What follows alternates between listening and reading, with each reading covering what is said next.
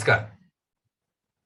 Hyper लायपिडेमिया हा एक असा आजार आहे किंवा ही एक अशी अवस्था आहे किंवा जेव्हा शरीरातल्या चरबीचं प्रमाण वाढतं. ही चरबी वेगवेगळ्या प्रकारची असते, कोलेस्ट्रॉल, ट्रायग्लिसराइड्स वगैरे वगैरे. तर ह्याच्यासाठी बरीच औषधं वापरली जातात. त्यापैकी एक महत्वाचा औषधांचा समूह त्याला म्हणतात स्टॅटिन्स. तर आज आपण त्या स्टॅटिन मधला एक अतिशय महत्वाचा रेणू म्हणजे मॉलिक्यूल, याचं नाव आहे ॲट्रोवास्टॅटिन. त्या संबंधी आज आपण माहिती जाणून घेणार आहोत. तर ॲट्रोवास्टॅटिन हे काय आहे आणि ते कशासाठी वापरलं जातं? आता जसं मी तुम्हाला म्हटलं की ॲट्रोवास्टॅटिन हे स्टॅटिन म्हणून ओळखल्या जाणाऱ्या औषधांशी संबंधित आहे. ही औषधं आपल्या शरीरातली जी चरबी आहे म्हणजे लिपिड्स ती नियंत्रित करतात. जेव्हा कमी चरबीयुक्त आहार आणि जीवनशैलीतले बदल म्हणजे एक्झरसाइज करणं, कमी खाणं, कमी तेलकट तुपकट खाणं वगैरे वगैरे, तर हे जे प्रकार आहेत ते जेव्हा अयशस्वी होतात तर तेव्हा ॲट्रोवास्टॅटिनचा वापर रक्तातील कोलेस्ट्रॉल आणि ट्रायग्लिसराइड्स कमी करण्यासाठी होऊन जातो. तुम्हाला हृदय विकाराचा धोका जर जास्त असला किंवा तर तुमच्या कोलेस्ट्रॉलची पातळी म्हणजे लेव्हल नॉर्मल जरी असेल, सामान्य ज्याला आपण म्हणतो, तरी देखील कोलेस्ट्रॉल कमी करण्यासाठी किंवा कोलेस्ट्रॉल पेक्षा त्याचा जो धोका आहे हार्ट डिसीजशी संबंधित, तर ते कमी करण्यासाठी ॲट्रोवास्टॅटिनचा वापर केला पाहिजे. आता एक लक्षात ठेवा की ॲट्रोवास्टॅटिन तुम्ही जर घेत असाल तरी देखील तुम्ही साधारणपणे कोलेस्ट्रॉल कमी करणारा आहार मात्र पाळला पाहिजे. ॲट्रोवास्टॅटिन घेण्यापूर्वी तुम्हाला काय माहित असणं आवश्यक आहे? एक म्हणजे तुम्हाला जर ॲट्रोवास्टॅटिनची किंवा त्यात वापरल्या जाणाऱ्या काही इतर घटकांची ॲलर्जी असेल किंवा तुमचं यकृत बिघडलेलं असेल, तुम्हाला काही यकृतातले रोग असतील किंवा तुमच्या यकृताच्या कार्यासाठी कोणत्याही खास सामान्यतः न केलेल्या रक्त चाचण्या जर झाल्या असतील, तुमच्या डॉक्टरने तेव्हा सांगितलं असतील, किंवा तुम्हाला हेपॅटायटिस सी नावाचा आजार झालेला असेल आणि त्यासाठी एक ग्लेकॅप्रेव्हिर आणि पिबेंट्रास्वीर ही औषधं आहेत, ती जर तुम्ही वापरत असाल, तुमच्या डॉक्टरने जर लिहून दिली असेल, तर कृपा करून ॲट्रोवास्टॅटिन घेऊ नका. ॲट्रोवास्टॅटिन घेताना कुठली खबरदारी घेणं आवश्यक आहे? जर तुमची श्वसन क्रियेची यंत्रणा निकामी झाली असेल, म्हणजे त्याला आपण रिस्पिरेटरी फेल्युअर म्हणतो इंग्रजी भाषेत, किंवा तुम्ही फ्युसिडिक ऍसिड नावाचं एक जे औषध आहे ते प्रतिजैविक आहे म्हणजे अँटीबायोटिक, ते तुम्ही समजा गेल्या 7 दिवसात घेतलं असेल किंवा सध्या घेत असाल, तर फ्युसिडिक ऍसिड आणि ॲट्रोवास्टॅटिन यांच्या संयोजनामुळे म्हणजे कॉम्बी थेरपीमुळे स्नायूच्या गंभीर समस्या उद्भवतात आणि त्यापैकी प्रमुख त्याला म्हणतात रॅब्डोमायोलायसिस. त्याचं वर्णन किंवा त्याची चर्चा आपण आता करणार आहोत. त्याच्यानंतर तुम्हाला जर पूर्वी मेंदूमध्ये रक्तस्रावात सकट तुम्हाला जर लकवा झाला असेल म्हणजे स्ट्रोक झाला असेल किंवा मागील काही वर्षात किंवा महिन्यामध्ये समजा तुम्हाला लकवा झाला असेल आणि त्याच्यामुळे रक्ताचे किंवा रक्तातील पदार्थाचे छोटे छोटे मेंदूमध्ये पॉकेट्स तयार झाली असतील किंवा तुम्हाला काही मूत्रपिंड समस्या असेल, तुमची जर थायरॉइड व्यवस्थित काम करत नसेल म्हणजे कमी काम करत असेल, त्याला हायपोथायरॉइडिझम असं म्हणतात, किंवा तुम्हाला वारंवार आणि स्पष्ट न करणारे किंवा करता येणारे स्नायू दुखणं असेल, किंवा तुम्हाला वैयक्तिक किंवा तुमच्या कुटुंबामध्ये स्नायूंच्या समस्यांचा पूर्वहित इतिहास असेल म्हणजे फॅमिली हिस्ट्री किंवा पर्सनल हिस्ट्री, किंवा तुम्ही इतर काही चरबी कमी करणारी औषध जर तुम्ही घेत असाल म्हणजे इतर काही स्टॅटिन्स किंवा फायब्रेट्स वगैरे वगैरे, किंवा तुम्ही नियमितपणे आणि मोठ्या प्रमाणात मद्यसेवन करत असाल, तुमचं वय जर 70 वर्षांपेक्षा जास्त असेल तर ॲटोरवास्टेटिन गोळ्या घेण्यापूर्वी तुमच्या डॉक्टरांशी बोला.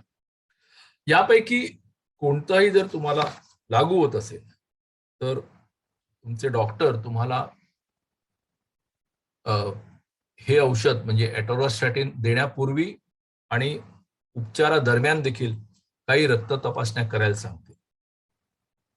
तर त्या का करायला लागतात? कारण तुम्हाला जसं म्हटलं की स्नायूंशी संबंधित काही एन्झाईम्स असतात ती वाढतात आणि ते जे काही दुष्परिणाम होतात, आता जसं मी तुम्हाला म्हटलं ते रॅब्डोमायोलायसिस, तर त्याचा अंदाज या रक्त चाचण्यांमुळे येतो. तुमचे जर सतत स्नायू कमकुवत होत असतील तर तुमच्या डॉक्टरना सांगा. तर त्याच्यासाठी देखील निदान करायला लागतं आणि त्याचा उपचार करण्यासाठी काही अतिरिक्त चाचण्या करायला लागतात, काही औषधं घ्यायला लागतात. तुम्ही हे औषध घेत असताना तुम्हाला जर मधुमेह असेल किंवा मधुमेह होण्याचा धोका असेल तर तुमचे डॉक्टर तुमचं बारकाईने निरीक्षण करतील आणि तुमच्या रक्तात साखर आणि चरबीचं प्रमाण जर जास्त असलं, तुमचं वजन जास्त असलं, तुम्हाला जर उच्च रक्तदाब म्हणजे हाय ब्लड प्रेशर असेल तर तुम्हाला मधुमेह होण्याचा धोका संभवतो. म्हणून या काळज्या घेणं आवश्यक आहे. आता इतर औषधं आणि ॲटोरवास्टॅटिन यांचा काय संबंध आहे? तुम्ही अशा प्रकारची जी औषध आहे जी मी तुम्हाला आता सांगणार आहे ती जर तुम्ही घेत असाल किंवा अलीकडेच घेतलेली असतील तर तुम्ही तुमच्या डॉक्टरना अवश्य सांगा. कारण अशी काही औषधं आहेत की ज्याच्यामुळे ॲटोरवास्टॅटिनचे परिणाम बदलू शकतात किंवा त्या औषधांचे परिणाम बदलू शकतात आणि त्याला म्हणतात ड्रग इंटरॅक्शन. आणि त्याच्यामुळे काय होतं की ही औषधं एकतर कमी प्रभावी होऊ शकतात किंवा जास्त प्रभावी होऊ शकतात, की जे दोन्ही गोष्टी आपल्याला नको.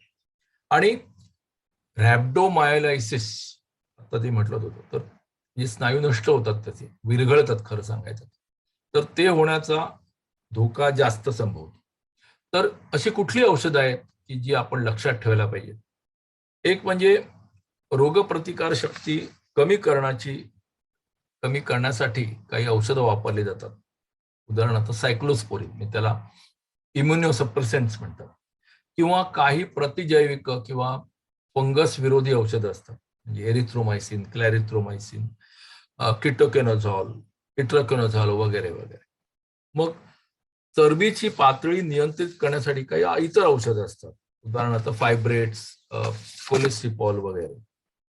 मग उच्च रक्तदाबासाठी म्हणजे हाय ब्लड प्रेशरसाठी किंवा हृदयाच्या विकारासाठी, ज्याला अंजायना म्हणतात, हृदय वाहिन्यांचा विकार असतो तो, तर त्याच्यासाठी कॅल्शियम चॅनल ब्लॉकर्स नावाचा एक गट वापरला जातो. उदाहरणार्थ त्याच्यात येतात एम्लोडिपिन, डिल्टियाझिन. किंवा तुमच्या हृदयाची लय नियमित करण्यासाठी काही औषधं दिली जातात, डिगॉक्सिन, वेरॅपामिल, एमिओडेरा. मग लेटर मोविर म्हणून एक औषध आहे की जे सायटोमेगॅलो व्हायरस नावाचा व्हायरस असतो, अतिशय प्राणघातक व्हायरस आहे. तर त्याच्यासाठी हे औषध दिलं जातं. ते जर तुम्ही घेत असाल किंवा HIV उपचारात वापरलेली औषधं, त्याला वीर्स म्हणतात सगळे, म्हणजे रिटोनावीर, लोपिनावीर वगैरे वगैरे. हेपॅटायटिस C हा एक व्हायरस आहे आणि त्याच्यामुळे कावीळ वगैरे होऊ शकते, यकृताला सूज येऊ शकते. तर त्याच्या उपचारात वापरलेली काही औषधं असतात, उदाहरणार्थ टेलाप्रेविर, बोसेप्रेविर, एल्बॅसिविर, ग्रॅझोप्रेविर वगैरे वगैरे. ही औषधं जर तुम्ही घेत असाल तर तुम्हाला डॉक्टरला सांगायला पाहिजे. त्याच्यानंतर आणखीन पण काही औषधं आहेत की ज्यांची ॲटोरवास्टॅटिन बरोबर अशा प्रकारची इंटरॅक्शन होऊ शकते. उदाहरणार्थ एझेटेमिब, जे स्वतःच कोलेस्ट्रॉल कमी करतं, किंवा वॉर्फरिन की ज्याच्यामुळे रक्त गोठणं कमी होतं. मग तोंडावाटे घेतलेली गर्भनिरोधक, त्याला ओरल कॉन्ट्रासेप्टिव्ह असं म्हणतात. मग सिमेटेडिन, रॅनिटिडिन, जी औषधं पेप्टिक अल्सर किंवा ऍसिडिटी कमी करण्यासाठी वापरले जातात. मग कॉल्किसिन, जी गाऊट नावाचा जो एक प्रकार असतो की ज्याच्यामुळे सांधे दुखतात वगैरे वगैरे. आणि अँटॅसिड्स, या अँटॅसिड्स मध्ये ॲल्युमिनियम आणि मॅग्नेशियम जर असेल तर ही सगळी औषधं जर तुम्ही घेत असाल तर तुम्ही डॉक्टरना सांगितलेलं बरं. आणि फ्युसिडिक ऍसिड बद्दल तर मी तुम्हाला सांगितलं त्याचं. फ्युसिडिक ऍसिड जर तुम्ही घेत असाल तर तुम्हाला हे औषध तात्पुरतं थांबवायला लागेल. आणि ॲटोरोस्टॅटिन पुन्हा कधी सुरू करायचं हे तुमचे डॉक्टर सांगतील तुम्हाला. कारण ॲटोरोस्टॅटिन आणि फ्युसिडिक ऍसिड जर तुम्ही एकत्र घेतलं तर काही वेळा स्नायू कमकुवत किंवा दुखरे होऊ शकतात. आता आणखीन एक गमतीची गोष्ट म्हणजे द्राक्षाचा रस. आता आपण सगळेजण द्राक्षाचा रस एरवी घेतोच, पण दररोज 1 किंवा 2 लहान ग्लासापेक्षा जर तुम्ही ॲटोरोस्टॅटिन घेत असाल तर 1 किंवा 2 ग्लासापेक्षा जास्त द्राक्षाचा रस घेऊ नका. कारण मोठ्या प्रमाणात जर तुम्ही द्राक्षाचा रस घेतलात तर ॲटोरोस्टॅटिनचे परिणाम बदलू शकतात. मद्यसेवन, औषध चालू असताना कृपा करून जास्त मद्य घेणं टाळा. आणखीन एक महत्वाची बाब म्हणजे ड्रायव्हिंग आणि यंत्र वापरणं. आता असं आढळून आलंय की साधारणपणे हे औषध तुमच्या वाहन चालवण्याच्या किंवा यंत्र चालवण्याच्या क्षमतेवर परिणाम करत नाही. पण असं तुम्हाला वाटतंय किंवा हे औषध घेतल्यानंतर माझ्या वाहन चालवण्याच्या किंवा यंत्र चालवण्याच्या क्षमतेवर काही परिणाम झालेला आहे, तर मात्र ॲटोरोस्टॅटिन तुम्ही बंद करा. किंवा ही जी मशीन्स आहेत किंवा ड्रायव्हिंग आहे ते तुम्ही बंद करा.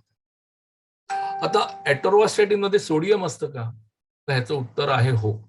परंतु 10, 20 आणि 40 मिलीग्रॅम ॲटोरोस्टॅटिनच्या ज्या गोळ्या असतात त्याच्यामध्ये सोडियम फक्त 23 मिलीग्रॅम असतं.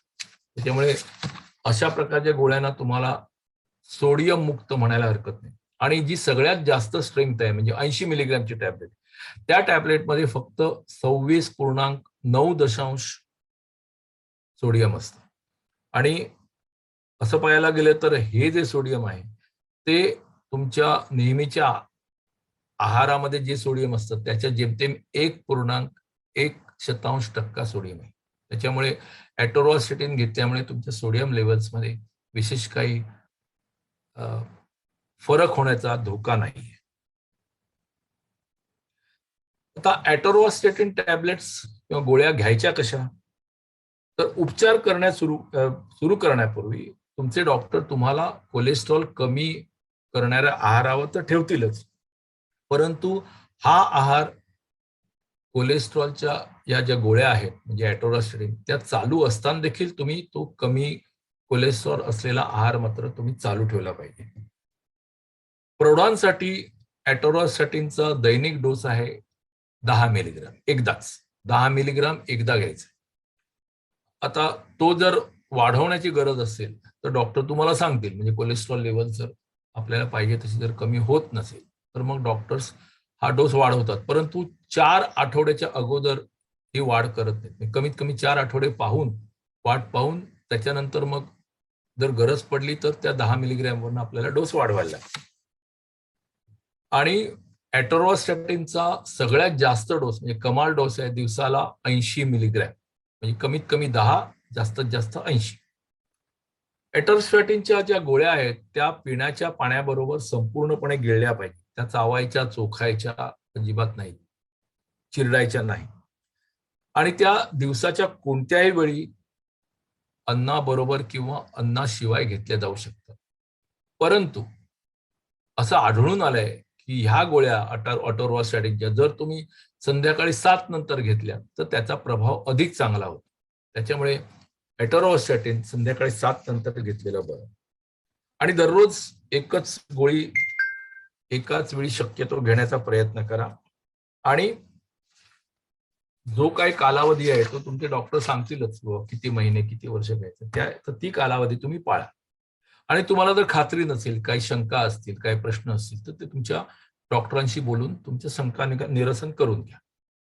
आणि ॲटोरोस्टॅटिनचा परिणाम तुम्हाला असं वाटतंय की खूप जास्त होतं किंवा खूप कमी होतं, असं जर तुम्हाला वाटत असेल तर तुमच्या डॉक्टरांशी परत बोलून घ्या. आता ॲटोरोस्टॅटिन समजा चुकून तुम्ही जास्त घेतलं तर काय करायचं? कृपा करून एक तर जास्त घेऊही नका, पण समजा चुकून घेतलं तर ताबडतोब तुमच्या डॉक्टरांशी संपर्क साधा, फोन करा किंवा जवळच्या कॅज्युअल्टी किंवा इमर्जन्सी वॉर्डमध्ये हॉस्पिटलमध्ये असतात, आपत्कालीन विभाग ज्याला म्हणतात, तर तिकडे ताबडतोब जाऊन तिकडच्या डॉक्टरना कळवा.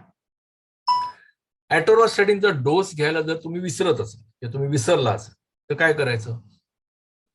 काय विशेष नाही, तुम्ही तुमचा ॲटोरॉस्टॅटिनचा पुढचा डोस बरोबर त्याच वेळी घ्या. मात्र विसरलेल्या डोसची भरपाई करण्यासाठी दुहेरी डोस म्हणजे डबल डोस मात्र घेऊ नका. आणि तुम्हाला जर ॲटोरॉस्टॅटिन थांबवायचं असेल तर कोणत्याही कारणाने तर डॉक्टरना विचारून त्यांनी सल्ला दिल्याशिवाय किंवा त्यांनी अनुमती दिल्याशिवाय आपण कृपा करून ॲटोरॉस्टॅटिन थांबवू नका. तुमच्या डॉक्टरला अवश्य विचारा.